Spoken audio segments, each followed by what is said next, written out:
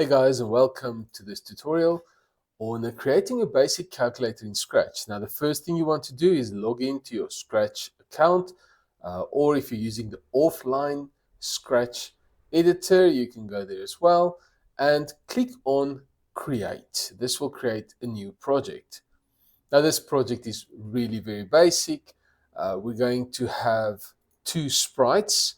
I'm going to get rid of the first sprite, and we're going to choose two sprites. My first one that I'm going to use, let's see who looks quite friendly.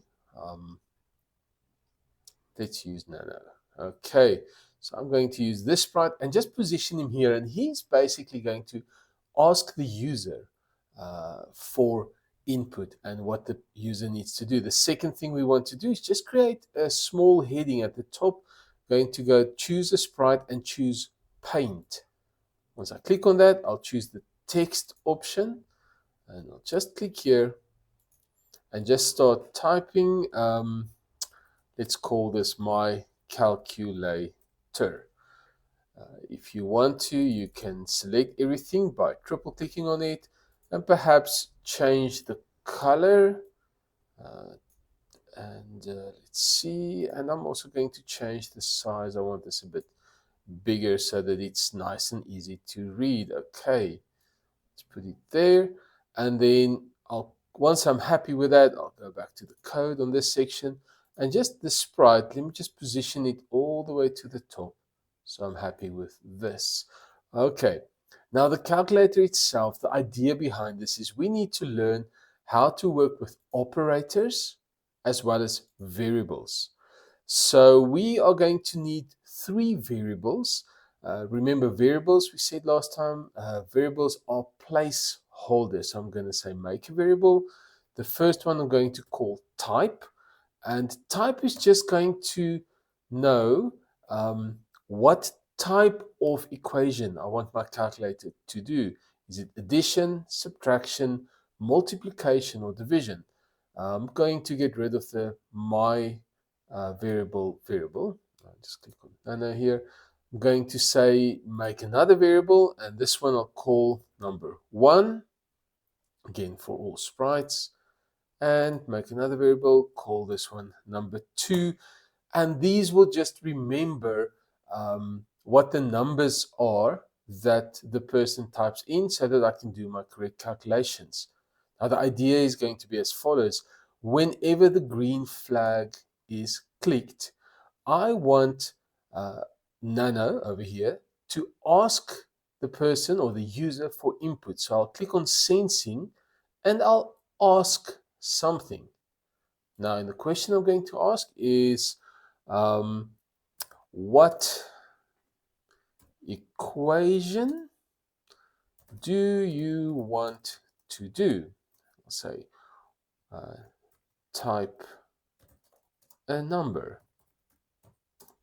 1 is for plus, 2 is for minus, 3 is for let's say multiplication, 4 is for division. Right, and I just press enter after saying that, and then just to see if this works correctly, I'll just do the following. I'll go to control, no, it's actually going to be variables, and I'll just say okay, set type, the type of equation, go back to sensing, to whatever the answer is that I give over here. So let's test if this works. What equation do you want to do? Let me type something here. Let's type 2 and press enter. And you'll see that the type at the top shows a 2. If I run this again and I type anything else, press enter, you'll see that all of a sudden type's value is anything else. So there are some issues that might arise, but as long as you know you're supposed to type 1, 2, 3, or 4, everything will work out correctly. Then, now the big thing is, I want to also get input from the user to know what the two numbers are that the user wants to add. So I'm going to just duplicate this. going to say type your first number, and I'll say set number 1 to answer. Let's just stop this and duplicate again. Type your second number and set number 2 to answer. So how the answer variable works, it's very temporary. It only takes the answer immediately after the question. So it's basically going to receive 3 different answers every time after asking the question, and I just equate that variable to whatever that answer was. Let me show you. What do you want to do? Let's say number 1, I want to do addition. What's my first number is, let's say 10. What's your second number? Let's say 20. Enter. And I can see at the top everything works 100%. It assigned the value 1 to the type of equation I want to do, the number 10 to, or the 10 to the number 1 and 20 to number 2.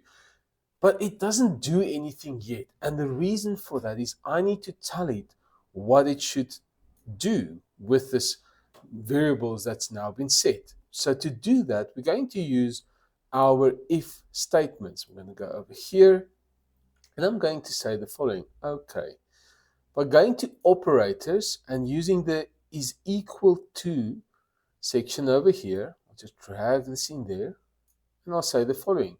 Okay, if type is equal to 1, what must it do? It must do addition.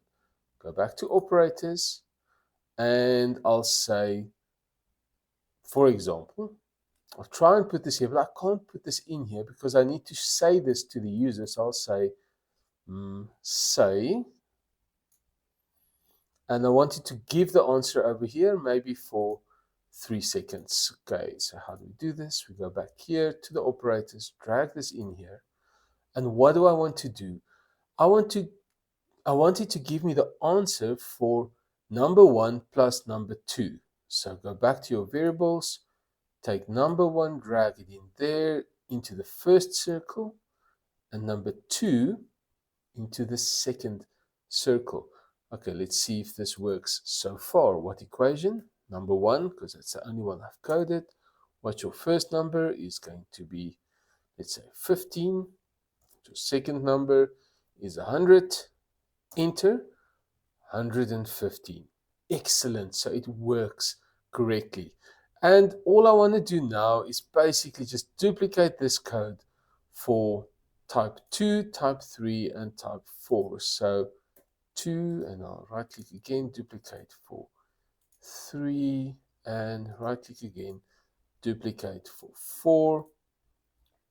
Now, very important, obviously, I am not going to do additions right through. I must now go and say, okay, if type is 2, I must obviously go and do a subtraction. So drop that in there, the minus option, minus number 1 from, or number 2 from number 1. The third option is going to be multiplication, and it's this weird looking star sign. It's called an asterisk. Throw that in there. Number 1 times number 2. Let's see what happens. And the last one, division, is this funny looking forward slash. That's what we use for division in computer science. Just didn't drop that at the right place. Let's try this again. Number 1 divided by number 2. And the very last thing I want to do, I want this program to run the whole time until I press the red stop button. So I'm going to say under control, just do this forever. I'll put everything inside a forever loop. And that's all of the code we're probably going to need. Let's see if this works. Let's run it. Number 1, what your first number is 1 plus 1 is 2. That's right. After 3 seconds, it asks me again. Okay, number 2.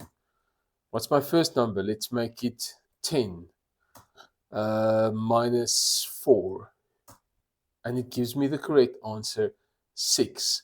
Okay, multiplication is number 3. Enter. What's the first number? Let's say 50. Second number, 50 times 10. 500. That works as well. And let's go for the last option, number 4, division. And I'll say the first number, let's make it uh, 45 divided by 5. Enter. Gives me 9. So my program works as expected. Guys, this is very basic, but it just shows you how everything's supposed to go together. There are some other things we can do to make this more interesting, but that's the basic idea for your calculator program. If you are happy that everything works correctly, you are welcome to go to variables. And if you want to hide these numbers over here, you can just uncheck them here and you'll see they're hidden like that. Excellent. Guys, thank you so much for watching this. I really hope you learned something. I'll see you again in the next lesson.